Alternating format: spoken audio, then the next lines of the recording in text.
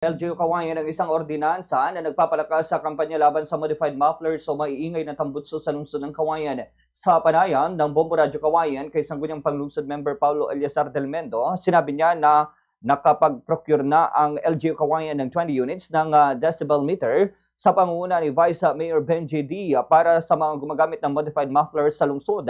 Dahil sa mga aparatong ito, pag-aaralan na rin ang pag-deputize sa mga POSD personnel upang manghuli ng mga motoristang gumagamit ng modified mufflers sa bisa ng lokal na ordinansang ipinasa. Ang hakbang na ito ay tugon sa paulit-ulit na reklamo ng ilang mga residenteng hinggil sa maingay na tambutso ng mga motorsiklo. Sa pamamagitan ng decibel meter ay masusukat ang antas ng ingay at magkakaroon ng batayan sa penalization ng mga motoristang lalagpas sa itinakdang decibel level na naayon sa umiiral na batas.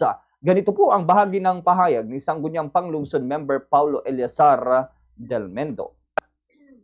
Ngayon na pinurses pa lang, isa sa 20, no, na decibel meter yung ikakalat muna. So ikakalat muna, unahin kasi. Siyempre, of course, yung ating mga kasama from the POSD, bibigyan natin ng HPG, dalawa rin siguro sa HPG, then sa PNP, sa POSD, then yung ating mga barangay officials, lalo po sa poblasyon area. No? And dito yung talagang maraming mga motorsiklo na talagang napakaingay ng kanilang mga muffler, no, yung kanilang mga tambutso na nagkukos talaga ng napakalaking disturbance, no, na talagang napakarami na pong nagre-reklamo kaya